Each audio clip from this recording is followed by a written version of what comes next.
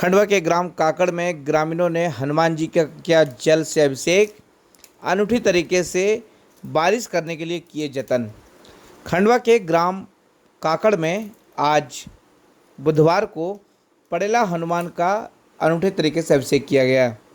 मालाकार समाज द्वारा बारिश नहीं होने पर क्षेत्र के ग्रामीणों ने हनुमान जी को पूरी तरह से पानी से उनकी कुंडी को भर दिया और जल से अभिषेक करने के बाद ऐसी मान्यता है कि हनुमान जी यहाँ पर बारिश करते हैं, जिससे खेती अच्छी खासी होती है।